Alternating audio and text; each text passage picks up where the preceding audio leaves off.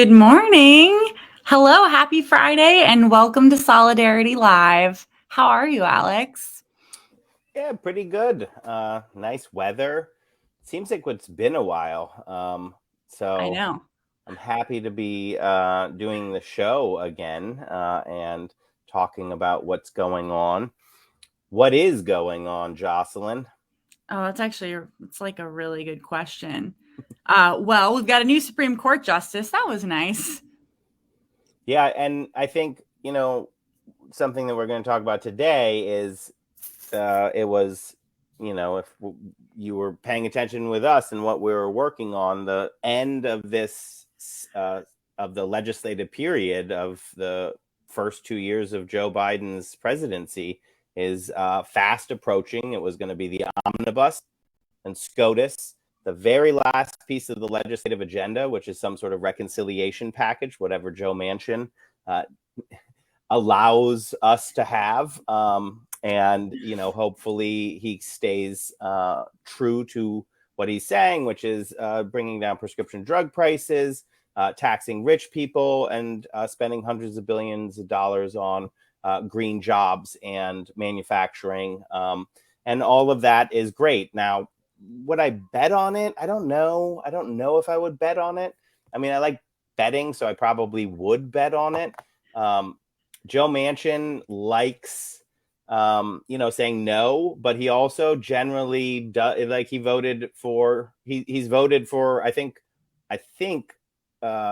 besides killing Raskin's nomination, which was brutal. But generally, he votes with, President Biden on his nominations.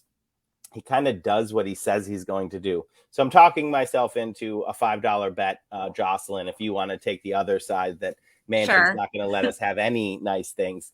What that means, though, is like we're already deep into the push for executive action because President Biden got elected on a raft of promises to the American people. And it's just not acceptable to just take, Joe Manchin won't let us have those things. When there's an enormous amount that President Biden can do through executive action. And that's sort of like where we are. And what that really means is it's the kickoff of it's the very beginning of real campaign season for the midterms. And the politics right now are really complex. It's very, world historical. The party that has the trifecta is going to lose the trifecta in the midterms. This is analogous to both Obama, the wipeout in 2010, and Trump losing his trifecta. So this is just sort of like what happens. There's a few things that say it's going to be way worse. You look at gas prices and inflation, all of those things being blamed on Joe Biden. Even though it's barely correct to call it inflation because it's mainly corporate greed. It's actually the prices, to modify the Ragin' Cajun statement. It's the prices, stupid.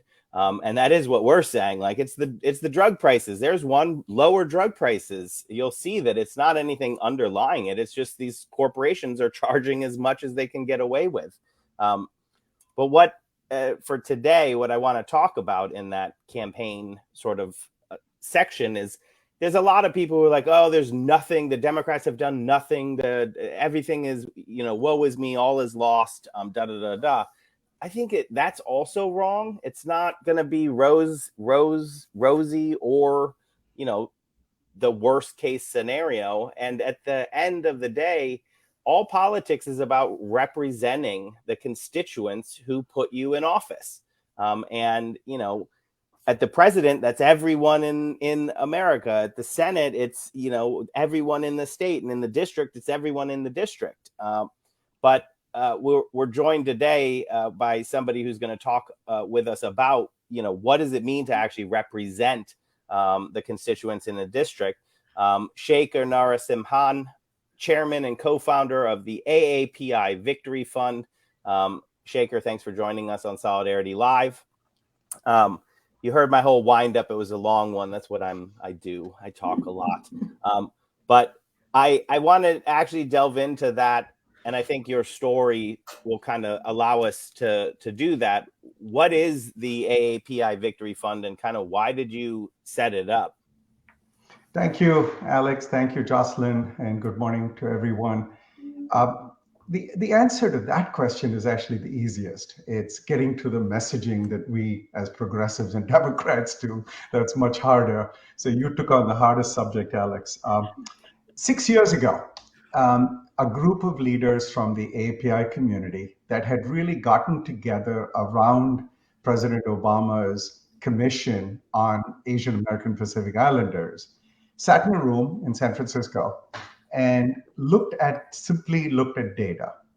And we found two very interesting things. One was that AAPIs as a group, now not a monolithic group, very heterogeneous, were undervoting the general population by close to 20 points. It didn't make sense, right? Viscerally, especially given the model minority myth about how all APIs are successful and how they've come here and done well. And then it blew in the face of the fact that any polling or surveying you did in our community was nobody's ever contacted us and asked us to participate or vote for that matter. I mean, look, you're in retail.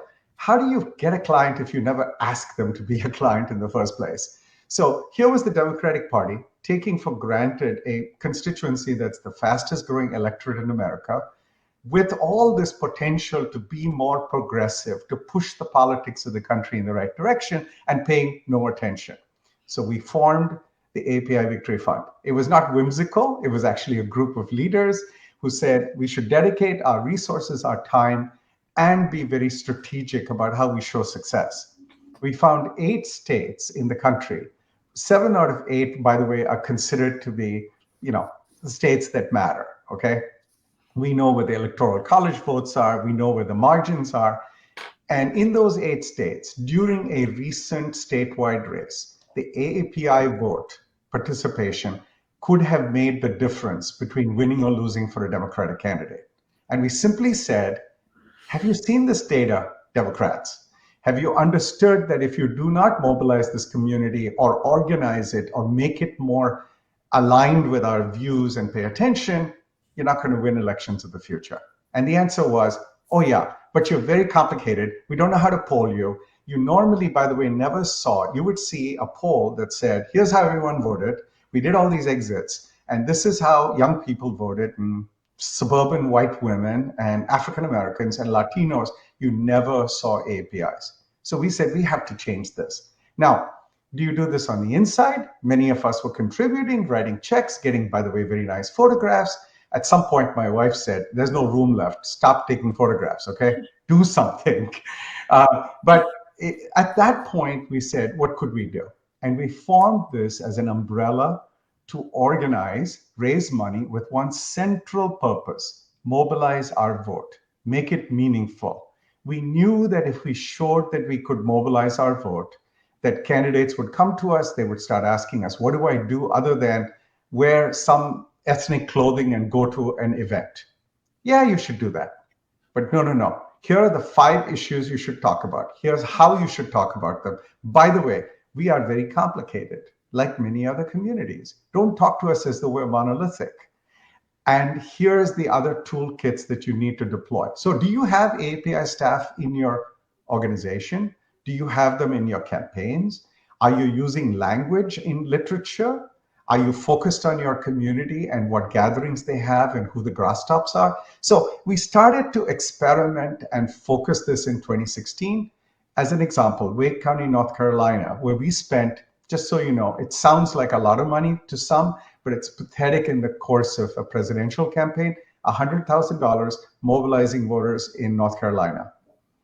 The turnout increase in Wake County, not all due to our efforts, mind you, it always takes a village, was 184%. So we said for every dollar you spend with us, and you spend it on organizing the community, building the grass tops leadership, cultivating their issues, talking to them, you can see such dramatic increases, much greater than the population or the citizenship increase. So what if we went a few steps down the civic ladder, built organizations that start with voter education, citizenship, getting people to register, getting them engaged in campaigns, running for elected office, blah, blah. There's a ladder, right, for civic engagement. And the beauty of what we were doing, and the proof in 2020, 18 and 20, I can tell you about separately, was really simple. Engagement increased, in no smart due to a guy with a T in his name, okay, who I have difficulty pronouncing that. But just so you know, he helped us mobilize because he caused fear and anxiety. He attacked us, right?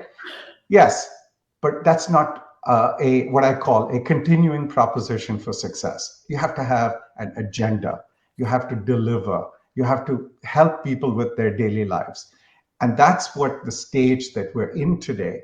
But we have proved the point that the API vote matters, that the API Victory Fund, because what it focuses on is this mobilization and leadership building, matters. You have to talk to us, you have to learn from us, and we have to expand the options for our community to participate.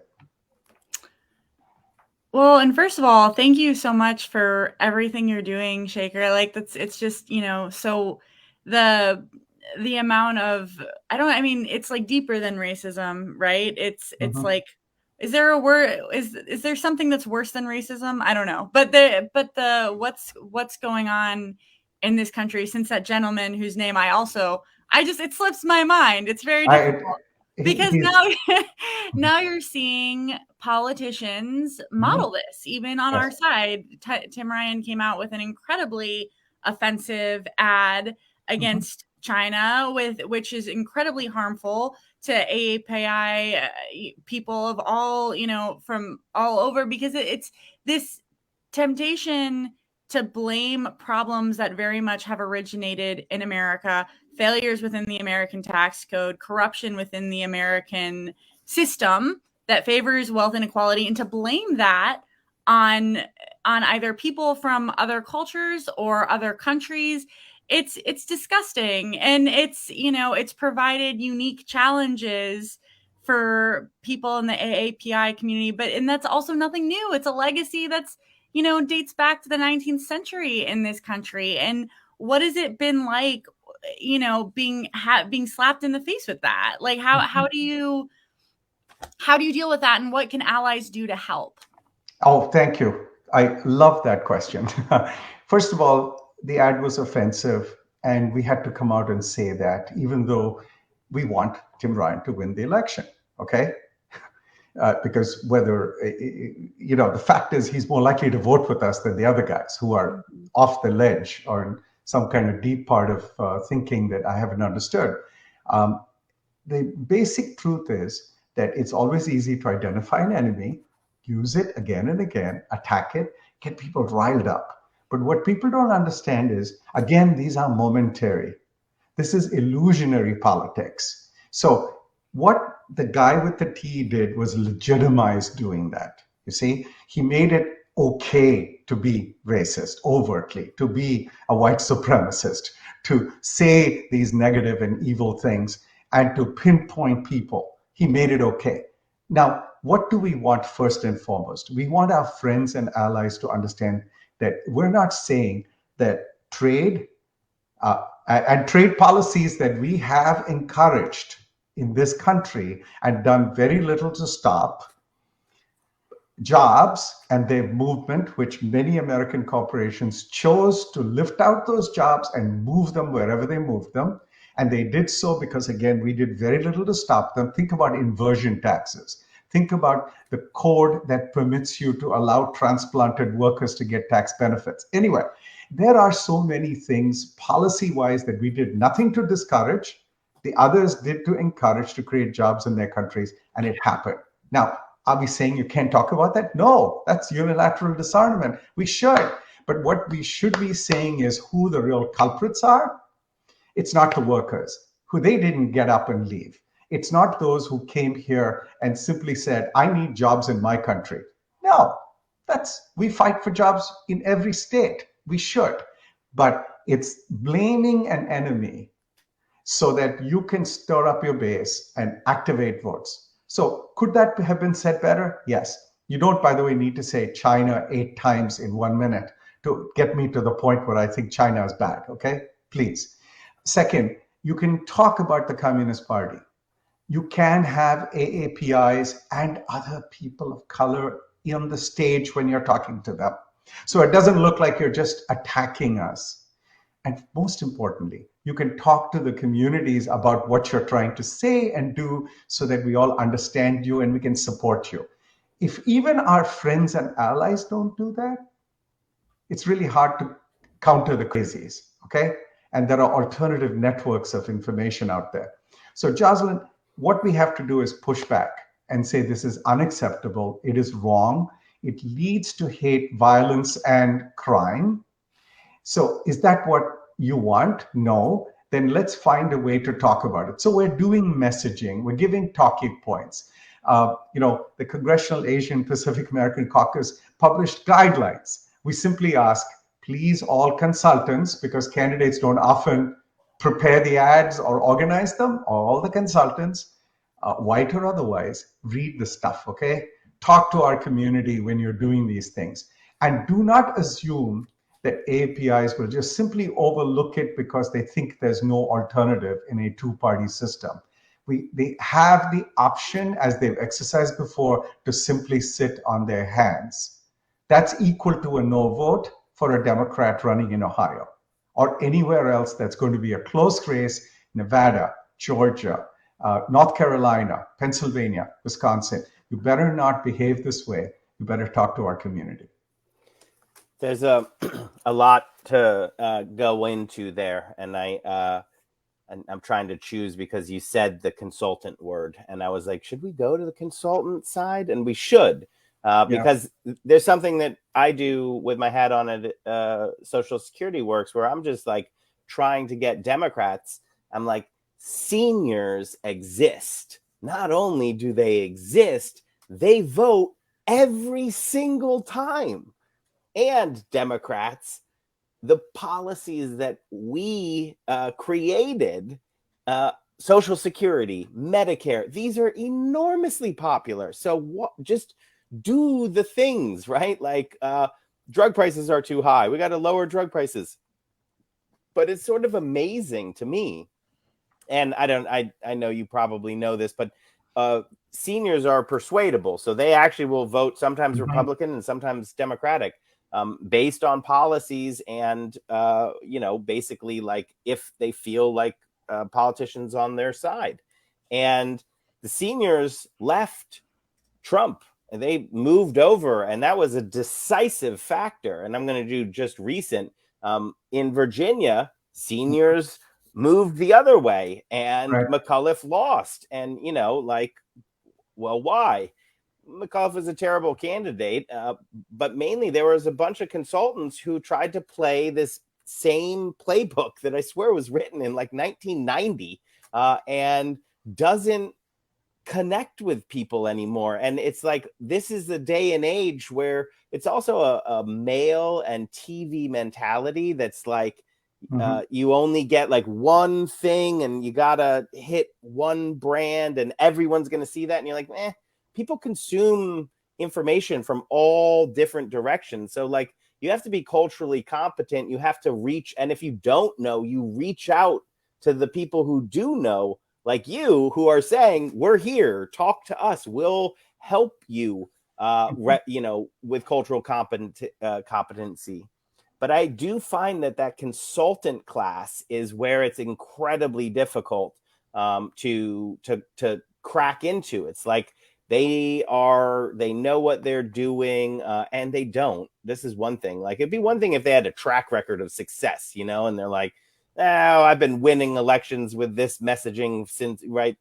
But they haven't. They've been losing these elections, and it gets to who's winning and who's losing, right? Like, because the consultants who it's just their job, well, they get paid whether the candidate loses or wins, right? That's and right.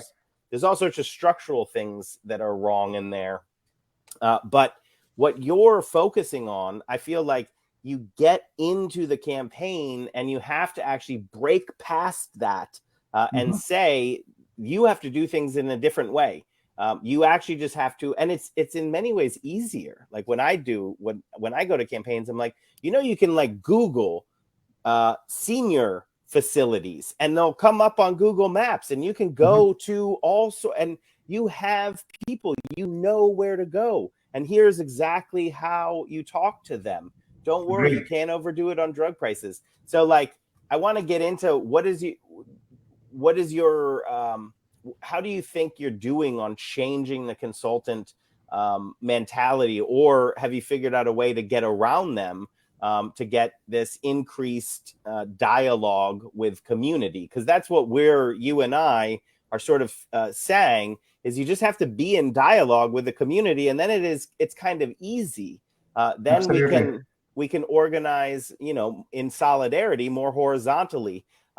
Even though you're sort of talking into different communities, it's actually in solidarity. We're all going to work together on this. So that's a lot to throw at you, but like it just seems really to resonate with my own experience over time of trying to turn these campaigns, and you get these really weird responses. Like I walk in with polling that is just as ironclad as you get, and people will just be like, yeah, but I'm just going to go on my conventional wisdom or whatever.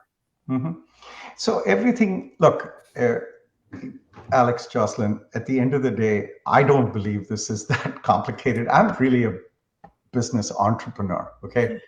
I view all this as investment of time and energy because I truly believe that our democracy is worth saving, right? That's the overarching principle here.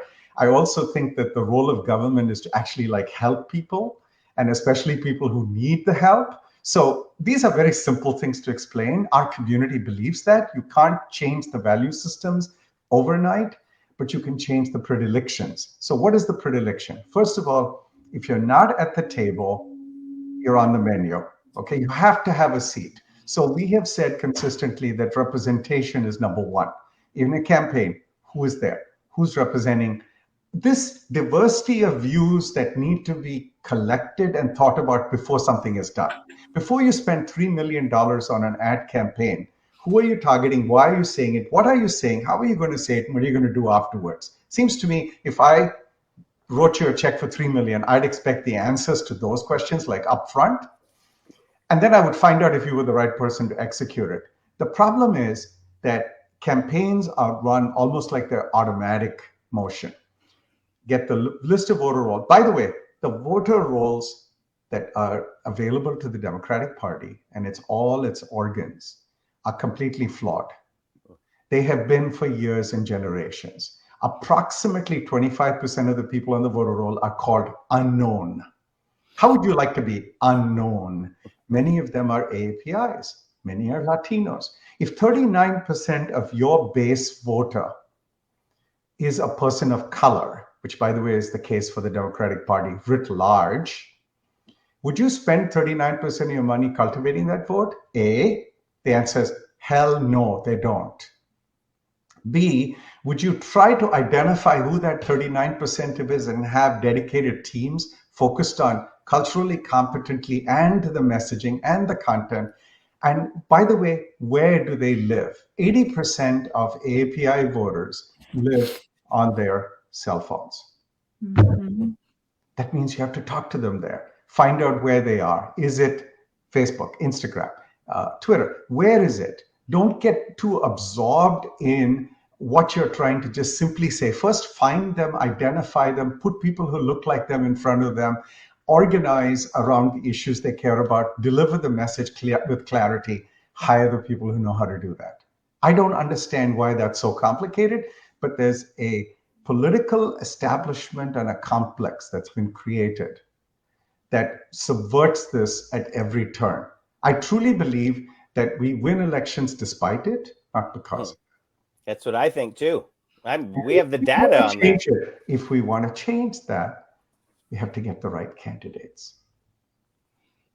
Because those people who run these alternative campaigns, not on hate and prejudice, but on action and real solutions, the people who actually are, oddly enough, apolitical in the sense they are imbued in policy, they get it. They can talk to you. There are people like this, by the way, in our party. There are many.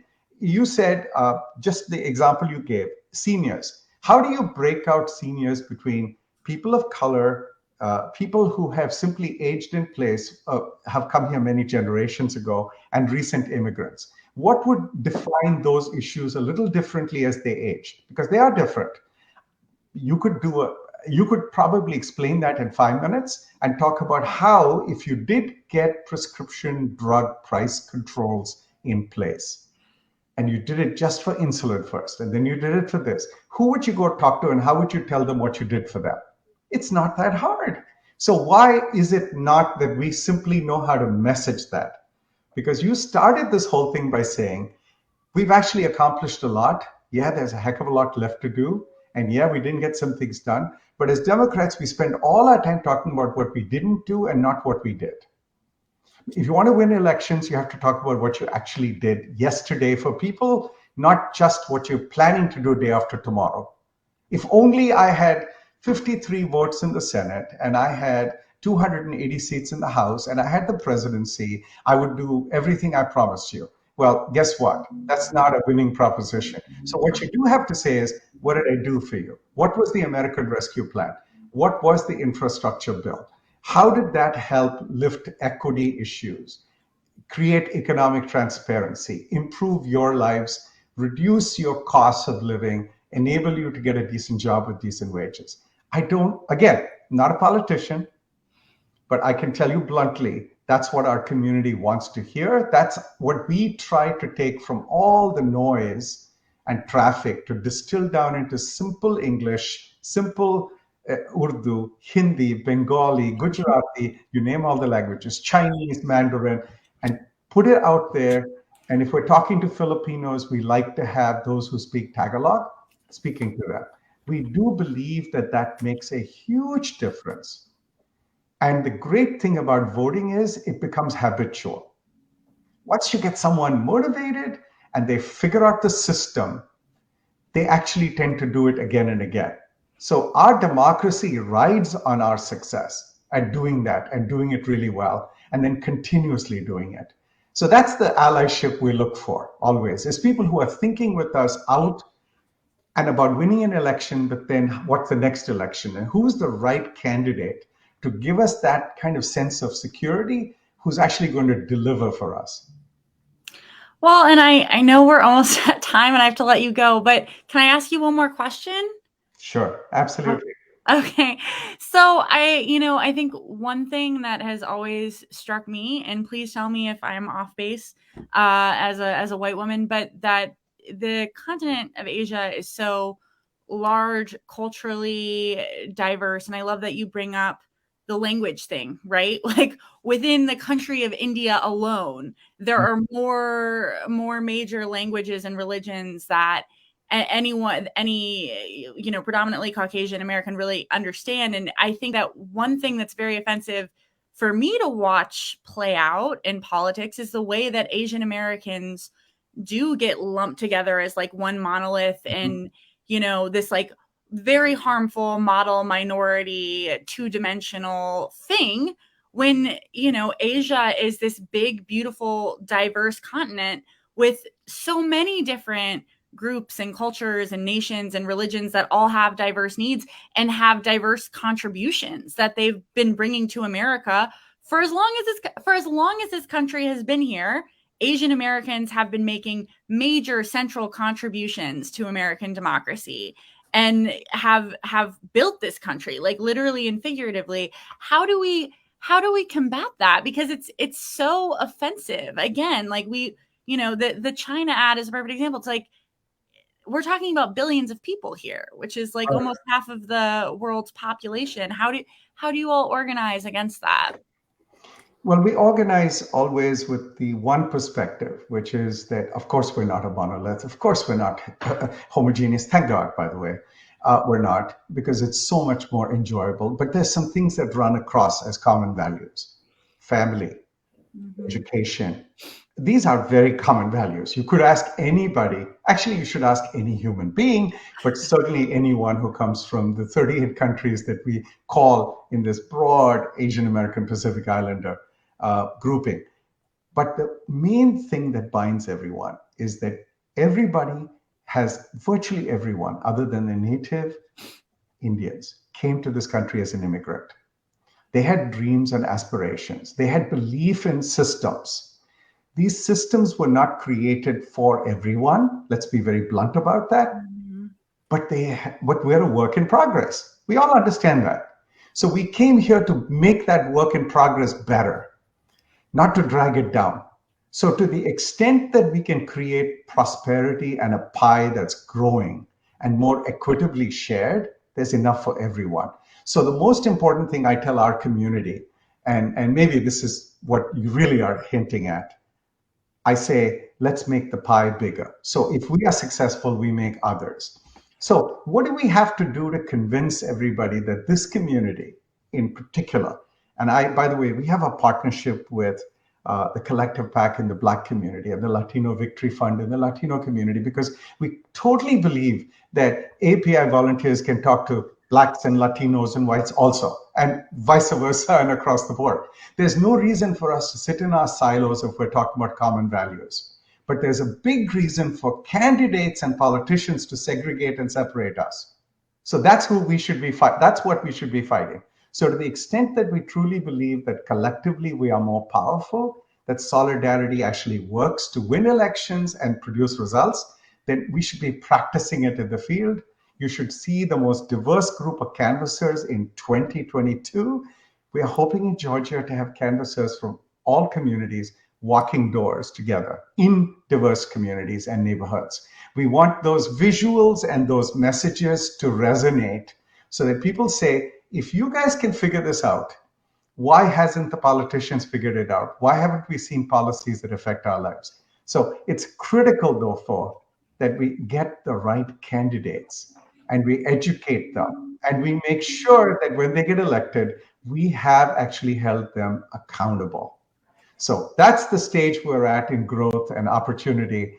I am so optimistic, which may sound bizarre when you look at the data and everything you started with, Alex, about what happens in midterms. But it's not about just one election. It's about the future.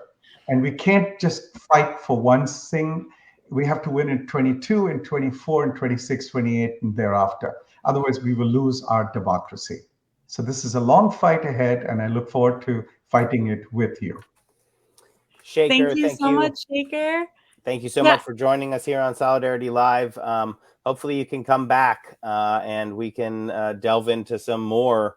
I'd end with saying you really did it really well in terms of how reaching out and engaging specific communities is the opposite of silos. It's actually fundamental solidarity. It's recognizing that all of us working together are stronger, and that means you have to reach out to everyone individually in a culturally competent way with the right people. And that it's not rocket science. So Shekar, I hope your common sense wisdom can penetrate into some consultants' brains, and we should compare notes on how we can do that further. Oh, Thank and you. one more question. Where should people go to help and donate and all that stuff? Please, we're on the web, aapivictoryfund.com. Donations always welcome, but we do have a simple way for you to register so you can join our volunteer corps. And by the way, you don't have to be AAPI to do that. You don't have to be AAPI to donate, and you absolutely do not have to be AAPI to join our cause.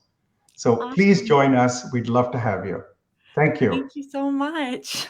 Thanks, Shekar. Yeah, I was just I was pulling up a bunch of stuff on my phone, being like, there's so many angles to go here. But the conversation, I think, was really important on how the political establishment actually does not do representation well, and how Democratic Party politics is just broken. My favorite thing he said was, winning is despite all of the campaign apparatus, not because of it. That's been my, I always joke DC is the town of being really good at, if something good happens, being like, I did that. And when something bad happens, being like, they did that. That's like the main talent that people have in DC. It's not actually accomplishing the things; it's taking credit. And it was a really good conversation. It's like now, Jocelyn, you and I can have the conversation I initially thought we were going to have on when I was emailing with Shekar about these AAPI majority districts. There's two of them in the country, and they're wildly different. One of them is represented by Ro Khanna, who's fantastic, progressive, California. And the other one is in Hawaii, represented by Ed Case, who is not AAPI. He's white.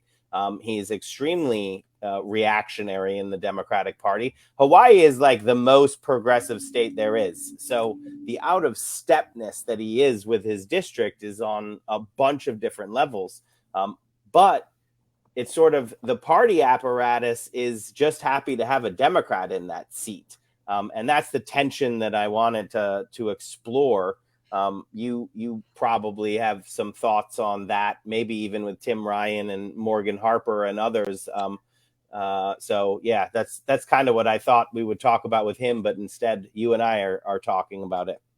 Well, yeah, and I mean, hey, I'm happy to talk about it. And again, I kind of want to expand on my question because I wasn't like, I hope he doesn't think I'm accusing him of being that way. But again, I spent like literally, if you have any continent that is not populated by white people, then we in America make that a monolithic thing.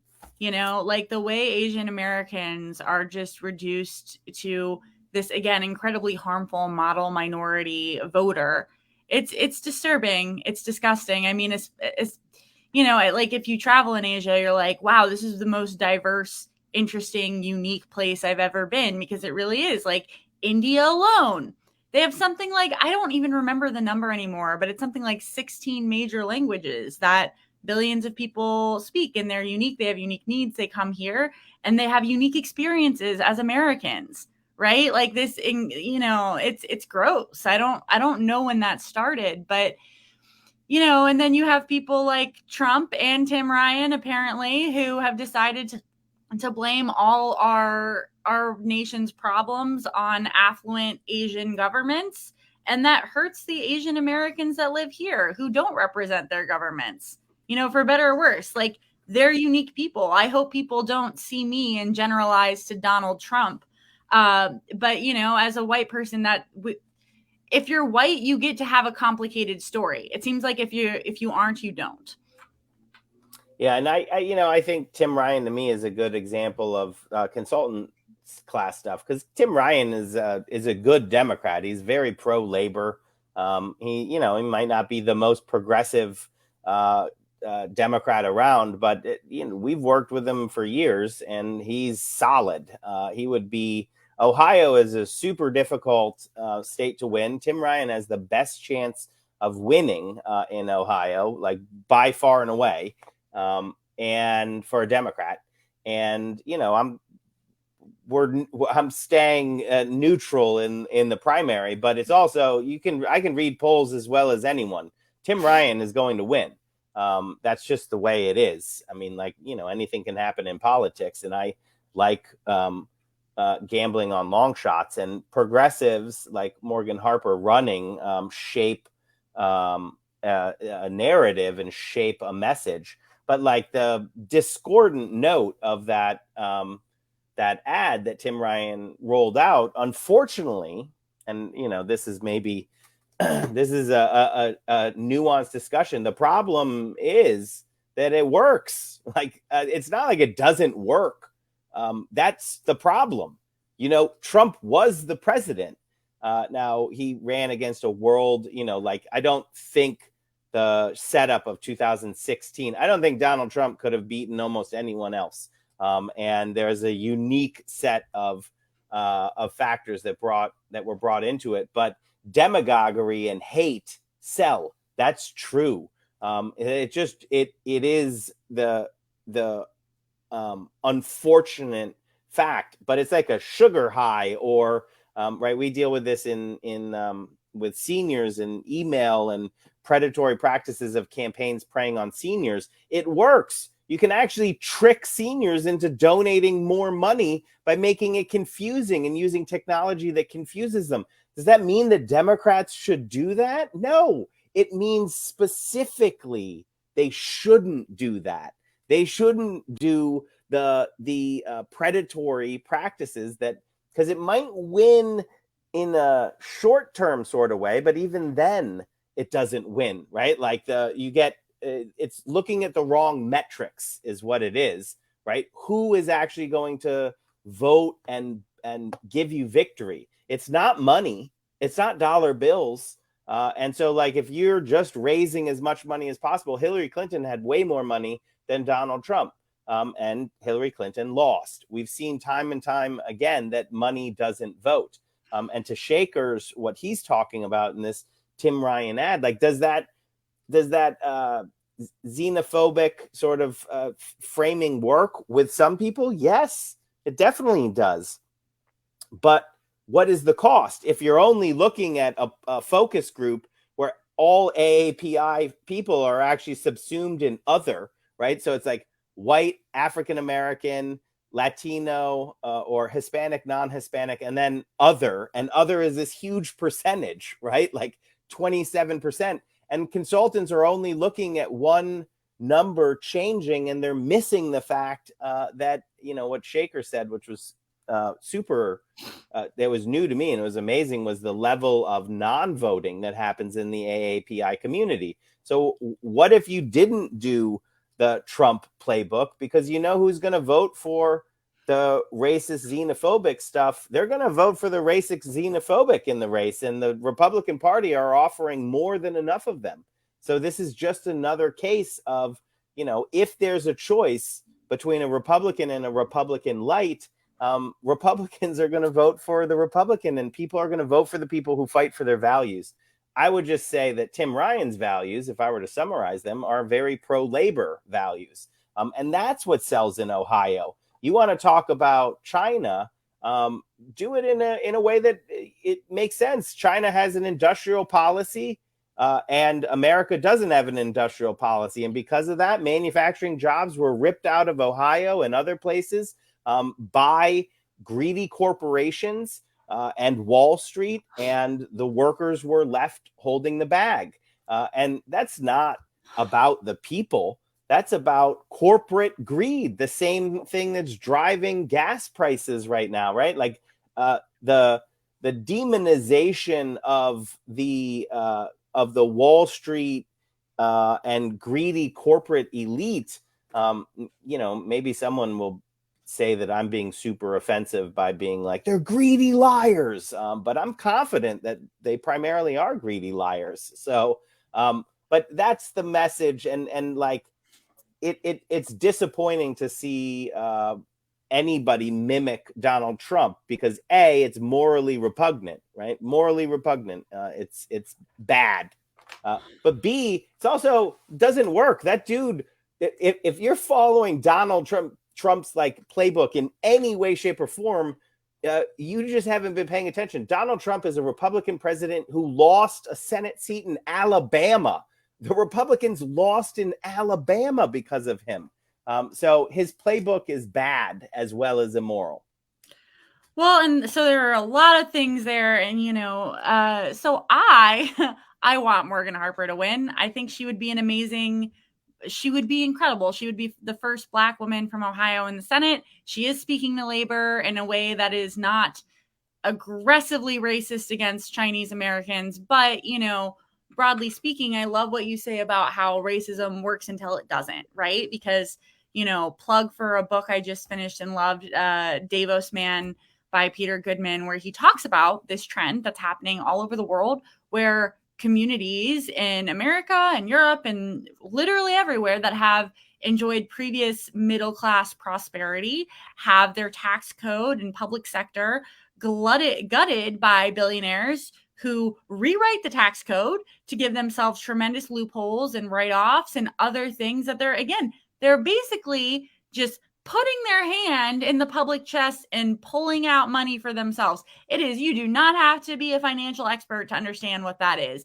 And then as we talk about on the show all the time, Alex, people see Asian Americans coming in to Asian. Well, we're talking about America now, but in any community, people from come in and they perceive them as being prosperous, whether or not they are. And then it's easy for them to be like, oh, we don't have jobs because that Chinese business or these Latin American immigrants, when it's just not true. The reason that labor is being hit from all sides, the reason that union jobs are down, the reason that people who thought they were going to grow up and enjoy a middle class existence are instead barely making it is because of billionaires, one percenters, government corruption.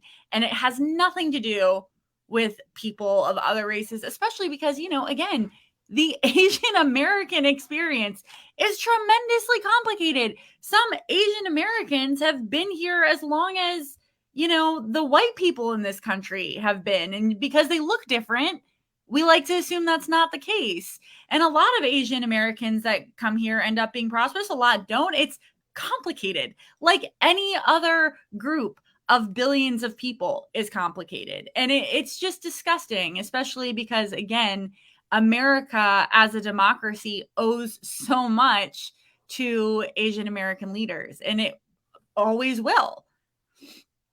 Yeah, and I don't feel super competent in delving too much into the history of oppression of Asians and Asians Americans in the United States, but unique. It is a unique type of oppression, just like, you know, African Americans in the history of the transatlantic slave trade is a unique experience. Asian Americans or Asian immigrants were targeted multiple times in the history of the United States, very specifically for, you know, racist policies. The Immigration Act of 1924, the Asian Exclusion Act, as it's called, in World War II, literally put into camps.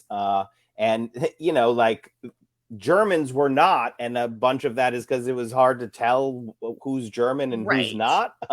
So, you know, we're talking about it is a super important, and we also know that Donald Trump, I was just about to swear, so Brad, I get a brownie point for not swearing there. But Donald Trump, he screwed up so many things, but pandemic response from start to finish, he was just right. Like, everything he did there was terrible. The whole China thing that he was doing was just to try to deflect blame from his own failures.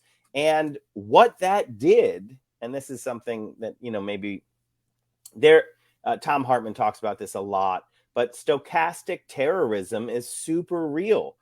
This is something when Donald Trump is on TV and he's demonizing those people, whoever those people are, if he's demonizing them, what happens is in real life violence, not by the man on the stage who's doing it or the man in the TV ad who's doing it, but by someone out there who consumes that and doesn't get that, oh, well, it's all just politics, and actually takes it seriously. And we've seen hate crimes against Asian Americans just skyrocket, right? Vicious, terrible hate crimes. All that is what happens when people who are assumed to be leaders are out there demagoguing. And it is a known phenomenon. And so, you know, we need to understand that, like, that works, but it works to build fascism. And the only way that we actually win is with solidarity, which is the opposite of that. And so it is a really deep conversation about how representation matters and what that means, and that it is not. So the right wing right now likes to paint it as like, oh, well, these are special rights, or like this is about creating silos. But what they're excluding there is they just want one silo and they want to exclude everyone else. They're totally fine with identifying a smaller group and then isolating them, blaming them, putting all of their failures on them. when the small group is always the same. It's the super rich, it's the billionaire class. And we get out of this silos by organizing horizontally against the actual opposition to all of our communities, to all of the workers around the world, which is the billionaire class. But you do it by having outreach to the communities. And I don't know, you can look back at the history of labor organizing and socialist organizing at the beginning of the 20th century to see some really amazing examples of this cross-cultural solidarity that actually propelled a leftist global movement that scared the bosses so much that they went to extremes to, crush it by any means necessary. So anyways, Jocelyn, I was throwing out a lot of random stuff there. The main thing that I'm taking from our discussion with Shekar is that the Democratic consultant class are still horrible at this. If we could just break through that class, because the Democratic consultant class is beholden to the donors, and as long as that circle exists, we're going to still see terrible messaging and also outcomes where they're going to be like, well, why did the fascists win again? And you're like, because you're doing the same failed things that you did last time. Yeah, and I mean his perspective was so refreshing and just intuitive, right? So if you want to organize a community, you go to the community, you speak to them in their native language, you talk about how to get to evolve, because we can't America has millions of people in it, most of whom are not multimillionaires and billionaires. We do absolutely have the efficacy and the power to change these political systems in big and small ways. And I mean, when it comes to this issue specifically, it's it's something that I talk about a lot when we speak with Stephen Miles. There is something is damaged in the American mindset because it is so difficult for Americans to travel. And I mean that literally and figuratively. Literally it's expensive. We're very far away from a lot of other cultures. And so I think, the narrowing of America's perspective against people either from other countries or from other cultures that are still very much American. I mean, Asian Americans are Asian and American, right? Most of these people were born here, have parents who were born here. And, I literally went to talk yesterday about this issue in World War I America, where Woodrow Wilson said he didn't have any interest in helping hyphenated Americans. And by that, he meant Asian Americans, Irish Americans, people who come from anywhere else. And because the problem is, unless you are indigenous, which presents its own challenges and traumas in this country, you are from somewhere else. So we do have tremendous solidarity with one another, that this beautiful paradox of speaking to people about their unique experiences and owning our unique experiences that also are the bridge. Because look, America was, it really is a cliche, but it is actually a melting pot, and it always will be. That's never going to change. Yeah, although maybe it's a melting pot or a mixing bowl too. Yeah, that's right. I forgot about the mixing bowl. Yeah, because I think that's the more PC one, right? Yeah, or apt actually, because like melting pot, implies we all melt together. Yeah, and I'll probably get yelled at by somebody online for this, but my mom's family is from Brazil. Brazil so like there's a huge Japanese Brazilian population in Sao Paulo, huge. There's a whole section, but there's no such thing. It's not Japanese Brazilian. They don't do hyphenated, and there's a ton of racism and classism and everything in Brazil, but the concept is slightly different. I would say more towards like a melting pot type thing. It's like, Brazilian. America really does have very unique communities throughout the country. And like, yes, there are uniquely American things, and most people who live here sort of like um, what move towards some of those uniquely American things, like oversized meals. But uh, whatever. I can think of really good ones too. But there is also this cultural heritage that's shared and holds steady. So over time, they're definitely like the hyphen does, I think, melt away a bit over time. But it's also about respecting that there are like in a city, you can go and there's different cultures there, and they're holding on to their culture while also being in America, and that's good. I've never understood that about, I think I'm stealing a stand-up comedian's, but like specifically, I don't understand it about racism and its hate. I do understand that also. This is just not making light of it. I think maybe it's Bill Burr. He's like, what are they afraid of? That there's going to be a taco place in every town? Tacos are delicious. Like, that's what we want. We should want more people bringing more of the good stuff into, that's what is actually the most American thing. And I believe that, like when America is being its best, it's when it's saying, come in. It's recognizing that our strength is actually from people wanting to come here and coming here. And so when we put that up, when the nationalist, jingoist, Stephen Miller, racial calipers crowd get power, they're literally doing the worst damage to America that can happen, is when we walk away from that really obvious thing that does make America great. Anytime America has been great, it's when we were welcoming people in here. And that's what that phrase that they used as their hat is so Orwellian, because they're actually the exact things that make America not great. Right? America fails when it's small. America fails when it doesn't invite people in. America fails when it's a bully.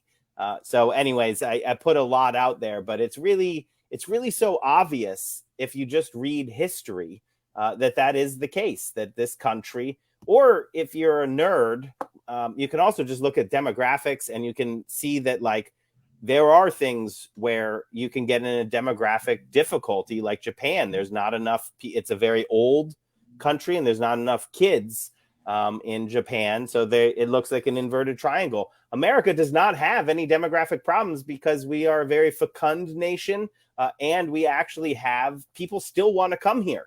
As long as people want to come here, we won't have demographic crunches. And so we have to make sure that we maintain. I might even say it's the only thing that makes America great, is when we are inviting people here, when we are, and that means also people want to come here because we're not being terrible as well. So anyways, I talked a lot at the end. Jocelyn, you can close us out. No, I mean, I think that's very, and a note to close on, it is worth noting in a very serious way that our economy's prosperity and immigration rates are, the lines run, together. And that's always been true. And just like, again, second closing thought, if any politician, leader, person on the street is ever telling you that the reason the economy is going down is because of immigrants, well, that might make sense in a fourth grade sort of level. It has never in the history of time been true. When economies falter, it is always either a failure of natural resources or a failure of leadership. Right now, it is definitely the second one.